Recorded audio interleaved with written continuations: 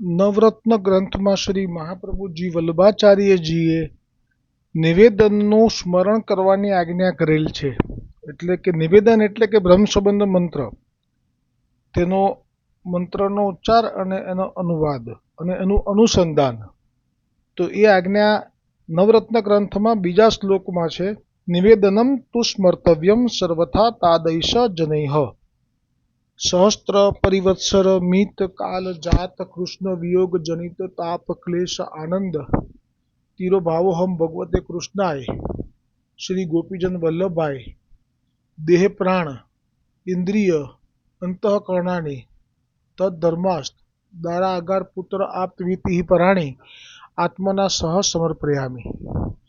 ભગવાન શ્રી કૃષ્ણથી વિખૂટા પડે હજારો વર્ષોનો સમય વ્યતીત થવાથી ભગવાનની પ્રાપ્તિને માટે હૃદયમાં જે તાપ ક્લેશનો આનંદ થવો જોઈએ તે જેને તિરોધાન થયો છે, એવો હું જીવ ભગવાન શ્રી કૃષ્ણને દેહ ઇન્દ્રિય પ્રાણ અંતઃકરણ, તેના ધર્મો, સ્ત્રી ઘર પુત્ર કુટુંબ ધન આલોક અને પરલોક આત્મા સહિત સમર્પણ કરું છું. હું દાસ છું. હે કૃષ્ણ, હું તમારો છું, હું તમારો છું, હું તમારો છું. આ બ્રહ્મ સંબંધનો મંત્ર એને જો યથાર્થ સમજવો હોય તો અત્યારે 252માં જે કુંજરીનો પ્રસંગ આવ્યો છે એ એવો અદ્ભુત પ્રસંગ છે કે જે આ સમર્પણનો ભાવ આપણને ઝડપથી સમજાઈ જાય એવો છે. જે કુંજરી છે એ લીલાની પુલિંદજીથી પડેલી જીવ છે. લીલો મેવો આરોગ આવતી ઠાકોરજી ખૂબ પ્રસન્ન રહેતા એની ઉપર. તો ઠાકોરજીને કોઈ એક વખત રીઝાવી દે પછી એને કયું દુઃખ હોય. એક શ્રીજી રીઝે, એક શ્રીજી રીઝે પછી દુનિયા સગળી આપોઆપ રીઝતી. તો જે શ્રીજીને રીઝાવે એને પછી દુનિયાને રીઝાવવાની જરૂર નથી. આગળ ટૂંકમાં કહ્યું છે કે ના રીઝે જગ તો જખ મારે, ના રીઝે જગ તો જખ મારે, સહુ નભતું શ્રીજીને આધારે, પછી ડર નહીં દિલમાં તલભારે. તો એક વખત ગોવર્ધનનાથજીને કોઈ પ્રસન્ન કરી લે શ્રી કૃષ્ણને, તો પછી એને કેવી રીતે કોઈ દુઃખ આવી શકે. પણ અહીંયા તો ગિરિરાજજીની કૃપાથી પુલિંદજીને આ લાભ મળ્યો હતો, પણ એને સ્વામિનીજી કોણ છે એ સ્વરૂપની ખબર નહોતી. એટલે એકલા ગિરિરાજજીનું સ્વરૂપ જાણી લે એટલું પર્યાપ્ત નથી. અને સ્વામિનીજીના આવવાથી સ્વામિનીજીને રોકી લેવા અને મિથ્યા વાર્તાલાપ કરવો કે ત્યાં જ ઊભા રહી જાઓ, અત્યારે તો ઠાકોરજી આરોગી રહ્યા છે, આપ જોઈ નથી શકતા, અને એવું બોલતા બોલતા પાછું મુખમાંથી ઉચ્છિષ્ટ ઉડવું. એટલે સ્વામિનીજી તો દયાનો સાગર છે, ભંડાર છે. એમનું એ જીવોને ઠાકોરજીની સન્મુખ કરવામાં આપની જે કૃપા છે એવી કૃપા કોણ કરી શકે. આવો અધિકાર ભીલ કન્યાને જે આપ્યો લીલો મેવો આરોગ આવવાનો પૂર્ણ પુરુષોત્તમને, કે જેના દર્શન યોગ્યોને દુર્લભ છે, જેના દર્શનની ધારણા કરવી સનકાદિઓને, નારદ મુનિને, બ્રહ્માજીને, શિવજીને પણ દુર્લભ કીધી છે. ગોલોકના સ્વરૂપની ધારણા એ સ્વરૂપ આજે ભીલ કન્યાથી પોતાના હાથે મેવો સિદ્ધ કરે અને આરોગ આવે. આ કૃપા કોની? તો જેમની કૃપા છે એમની જ અવહેલના કરવી પછી પડવું પડે. ત્યાં સુધીનો પ્રસંગ તો આપણે જાણ્યો. પણ આ બ્રહ્મ સંબંધનો મંત્ર જે છે એમાં જે કહ્યું છે કે તાપ ક્લેશનો આનંદ અને સમર્પણ, આ બે સમજવા માટે આ પ્રસંગ આજે જે પૂરો થશે, પણ એ જરૂરથી તમે શ્રવણ કરતા હશો એમ માની લઉં છું. ના કરતા હો તો ગઈકાલનો ખાસ કરજો અને આજનો પણ કરજો. એ બે સાથે થઈને જ આ સમર્પણ સમજાશે. કે જ્યારે પણ એક વખત બ્રહ્મ સંબંધ થઈ જાય છે પછી એ જીવનું લક્ષ્ય ગોવર્ધનનાથજી થઈ જાય છે. અને જો જેને ગોવર્ધનનાથજીમાં આસક્તિ છે તો ગોવર્ધનનાથજી થઈ જાય છે. પણ જો જેને પ્રગટ સ્વરૂપમાં આસક્તિ છે તો ક્યાં તો વલ્લભ ક્યાં તો વિઠ્ઠલમાં થઈ જાય છે. આ બે જ ઓપ્શન છે, આગળ પછી કોઈ નથી. સાતમાંથી એકે લાલન નથી આવતા, પછી લાલનના લાલન તો ક્યાંથી આવે? તો આ સમર્પણમાં સાચો લાભ જો મેળવવો છે તો ક્યાં તો એ જીવનું વલ્લભ કે વિઠ્ઠલમાં આસક્ત થવું, એ પહેલું પગથિયું ગણો કે છેલ્લું ગણો, અને ક્યાં તો પછી વલ્લભમાં ગોવર્ધનનાથજીમાં આસક્ત હોવું. આ બેમાંથી એક તો બહુ જરૂરી છે. તો એ જે આનંદ છે પછીનો, એનું વર્ણન કોઈ ના કરી શકે. શેષ હજાર ફણાથી પણ ના કરી શકે, બ્રહ્માજી પણ ના કરી શકે. તો જેમ કે કુંભનદાસજી ને ગોકુલનાથજીએ લીલા કરવા માટે એમને નવનીત પ્રિયાજીની સન્મુખ કીર્તન કરાવવાનો આગ્રહ કર્યો, અને સાથે લઈને રાત્રિએ સત્સંગનો સ્વામિનીજીને સેવા ઠાકોરજીએ કોઈ કરી છે એવી કોઈ લીલા ખરી? એમ કરી અને કુંભનદાસજી એ લીલામાં ડૂબ્યા કે હા, એક વખત સ્વામિનીજીના કેસમાં મોતી ઠાકોરજીએ પૂર્યા હતા એક એક વાળમાં. એમ કરી અને છેક ત્યાં પહોંચ્યા ગોકુલની આ તરફ સુધી. પણ પછી આપને સમજાયું કે મને તો ગોકુલનાથજીએ આવી રીતે વાતોમાં લઈ જઈને ગોકુલ લઈ આવ્યા, અને મારે તો ત્યાં ગોવર્ધનનાથજીને મંગલા કીર્તન હું કરું અને આપ જાગે, એ મારો ક્રમ છે સેવાનો મારો. તો આ મારી સેવા આજે પડશે? તો જે તાપ થયો, તો સામે ગોકુલમાંથી ગોકુલનાથજી મંગલા કરી નવનીત પ્રિયાજીના, અને હવે આપ આ તરફ ગોવર્ધન તરફ પ્રયાણ કરી રહ્યા હતા ગિરિરાજ ગોવર્ધન મહારાજની સેવા અર્થે.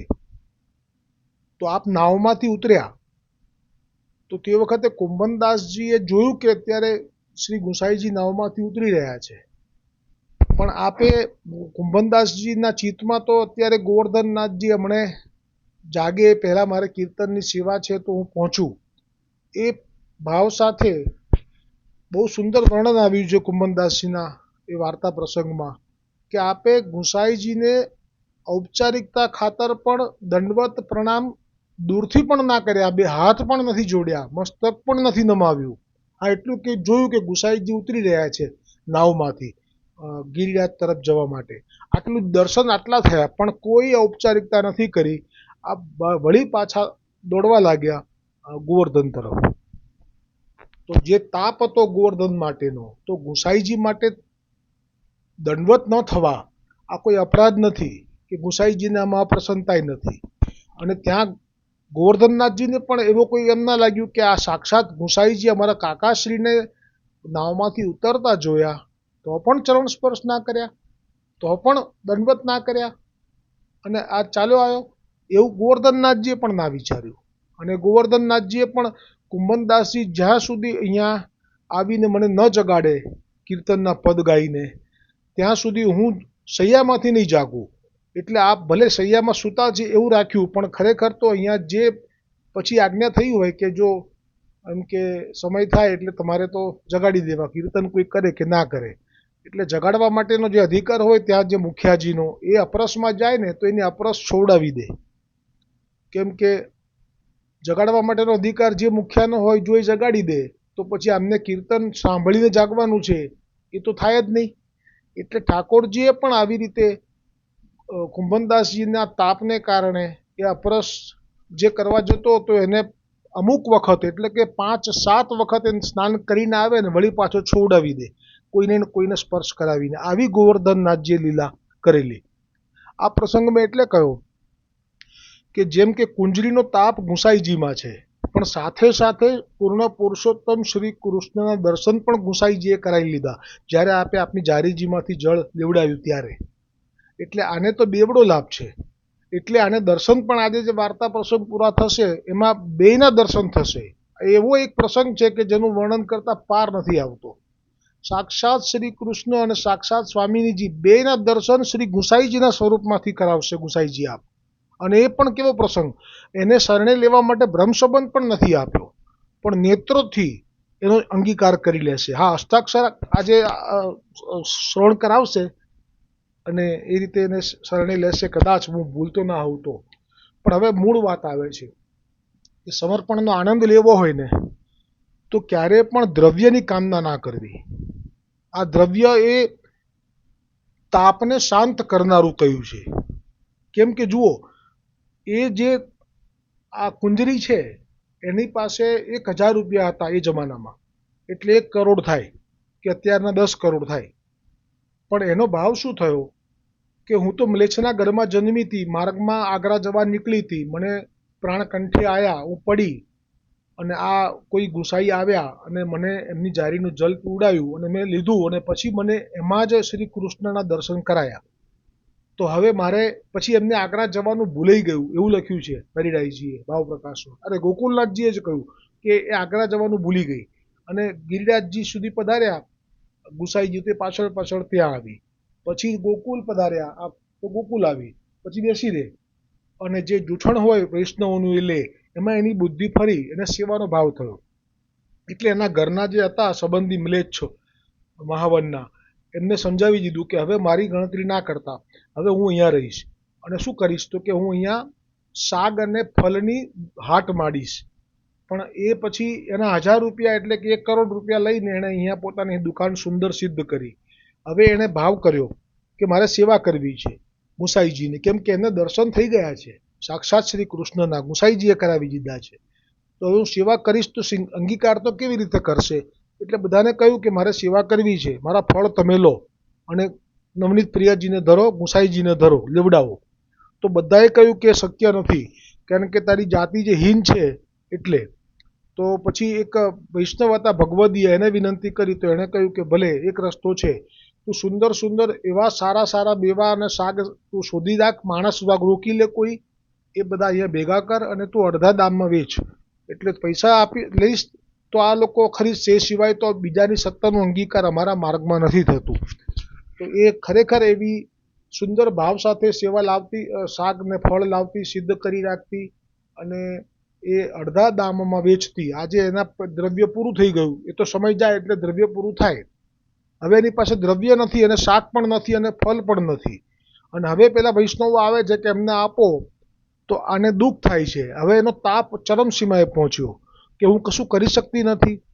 હવે એ વખતે જો ગોકુલનાથજી, ગોકુલના રાજા એવા ગુસાઈજીને કોઈ વિનંતી કરી દે કે જુઓ ને આને તો શાક ને ફળના પૈસા નથી હવે તો વેચવાના, એટલે લાવતી નથી, તો એના પૈસા તો બધા પતી ગયા છે, તો કોઈ મદદ કરે ને જો બીજું થોડું અને ફળ ને શાકભાજી અહીંયા લાવે તો એને પછી વેચવાનું થાય તો સારું.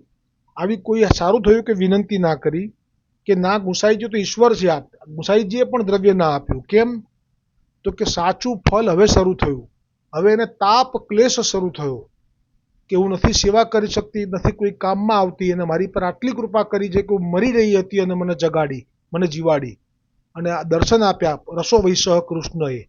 બસ આ તાપમાં ને તાપમાં એનો દેહ છૂટવાની તૈયારી થઈ છે. અને હવે ગુસાઈજીને પૂછ્યું સામેથી કે કેમ ભીડ છે આ?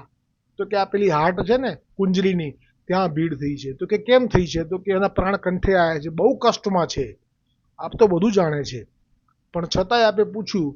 અને હવે આ પરમ દયાલ ગુસાઈજી ત્યાં પહોંચશે, એ પ્રસંગથી ત્યાં શરૂઆત થશે.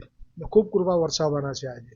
તો દ્રવ્ય ન હોવું ને એ તો તાપ ક્લેશ માટે માનો કે પોષણ છે. જો દ્રવ્ય આપી દેશે તો પછી એ તાપ ક્લેશ સમાઈ જાય છે. આનો અર્થ એવો થયો કે સમર્પણ થયા પછી જો દ્રવ્ય છે તો ભલે છે, પણ એ સેવા માટે છે, ભોગ માટે નથી. અને જો સેવા કરતા કરતા દ્રવ્ય પતે છે તો ચિત્ત ઠાકોરજી માટે રહેવું જોઈએ કે હવે હું સિવાય નથી કરી શકતી. આપણા 84-252માં જેણે દેહ છોડ્યા છે એ ક્યારે છોડ્યા છે કે જ્યારે સેવા કરી શકવા માટે શરીરમાં શક્તિ ના હોય ત્યારે તાપ કરી કરીને છોડ્યા છે. આ છે તાપ ક્લેશનો શરૂઆતનો મૂળ ભાવ. અને પછી પેલો તાપ ક્લેશ આવે કે જે લીલામાં જે હતો વિહારનો એ. પણ પ્રથમ તો આ એટલે, અને એટલે તો મહાપ્રભુજીએ જ્યારે પેલા જે હતા પ્રયાગના સ્ત્રી પુરુષ કે જેમણે તપ કરી અને શરીરને સૂકવી નાખેલું, અને પછી મહાપ્રભુજીએ કહેલું કે શું જોઈએ છે? તો કે ઠાકોરજી અમારી સાથે બોલે, તો કે મારું કીધેલું કરશો તો બોલશે, તો કે આપ કોએ કરીશું, તો કે સેવા કરજો. તો કે સેવા પુષ્ટિ માર્ગમાં અમે જાણીએ છીએ કે એમાં દ્રવ્ય જોઈએ, એ સિવાય ન થાય. તો કે એ ચિંતા તમે ના કરતા. એમ કરી અને પ્રયાગના જ વૈષ્ણવોને કહ્યું કે આમને ધંધો કરવો હોય તો ધંધો, નોકરી કરવી હોય તો નોકરી, દલાલીના જોઈતા હોય તો દલાલીના, બધું તમે સિદ્ધ કરજો. આ બાજુ ગોરજા સમરાઈને કહ્યું કે તારું ઘર તો ખૂબ મોટું છે, આમને એક રૂમ રસોડું કાઢી આપજે. આ બધું કર્યા પછી એક વાક્ય બોલ્યા કે પણ તમે પુષ્ટિ ધર્મ નભે એ રીતે સેવા કરજો. આ એક વાક્ય એટલું ગૂઢ બોલ્યા છે કે જેમાં એ બે જણને ગુર્જા સમરાઈને ત્યાં રહેવાનું, ઠાકોરજી જે હતો એક વૈષ્ણવ નામ પામેલો, એની પાસે દર્શનીય ઠાકોરજી હતા, મહાપ્રભુજીએ કીધું લઈ આવો, એને પુષ્ટ કર્યા, સિંહાસન બધું તૈયાર મળ્યું. પણ એના માતા પિતાને ખબર પડી કે હવે આ તો આવી રીતે અમારા ઘરે નથી આવતા અને હવે તો વૈષ્ણવના ધનથી નભે છે. એટલે એ આખા ગામમાં એણે કહેવડાવ્યું કે આ તો સારું હતું કે ઘરમાં હતા, હવે તો ભિખારી થયા વૈષ્ણવ થઈને. અને એ વખતે આ પત્નીના પાસે એના પતિ વાત લાવ્યો કે તારા ને મારા માતા પિતા તો આવું કરે છે. ત્યારે પત્ની બોલી કે ના, મહાપ્રભુજીએ શું કહ્યું તું સમજાય છે કે પુષ્ટિ ધર્મ નભે. એનો અર્થ જ એવો થયો કે આપણે તો કોઈના પૈસાથી સેવા કરીએ છીએ, ચાલો હવે આપણે આપણી રીતે. અને પછી એક રૂમ ભાડે લીધો દૂર જઈને, અને જે કમાય એમાંથી લાવે. અને વરસાદ પડ્યો અને બહાર સૂતા, અને અંદર ઠાકોરજીએ પહેલી વખત જે વાત કરી એમની સાથે એ કે તમે બે જણા વરસાદમાં પલળવાનું બંધ કરો, અંદર આવી જાઓ. તો શું જોઈએ છે વૈષ્ણવોને? દ્રવ્ય જોઈએ છે કે ઠાકોરજીની કૃપા, સાનુભાવ જોઈએ છે? જો આ ટાઈમે દ્રવ્ય મળી જાય છે તો મળી જ ગયું હતું ને. ગુર્જા સમરાઈના ઘરમાં શું દુઃખ હતું? હજી કોઈને દ્રવ્ય જોઈતું હોય તો માગી લેજો ભગવાન પાસે. અને જો ઠાકોરજીનો સાનુભાવ જોઈતો હોય તો પ્રભુ જેમ રાખે એમ રહેવાનું. અને અંત સમય થાય તો એમના સિવાય કોઈનું આશ્રય નહીં કરવાનો. તો ક્યારે નાકમાં ટોટી નહીં નાખવી પડે, ક્યારે તમને નીડલ નહીં નાખવી પડે હાથમાં. અને પ્રભુ ગુણ ગાતા ગાતા રે મૃત્યુ હું માગું, પ્રભુ સેવા કરતા કરતા રે મૃત્યુ હું માગું, સતસંગ કરતા કરતા રે મૃત્યુ હું માગું, પ્રભુ પ્રસાદ ખાતા ખાતા રે મૃત્યુ હું માગું. આજનું દોડ આજ ગણી લેજો. ફરીવાર આખું દોડ લઉં છું. વલ્લભ ગુણ ગાતા ગાતા રે મૃત્યુ માગું, વિઠ્ઠલ ગુણ ગાતા ગાતા રે મૃત્યુ માગું, શ્રીજી ગુણ ગાતા ગાતા રે મૃત્યુ માગું.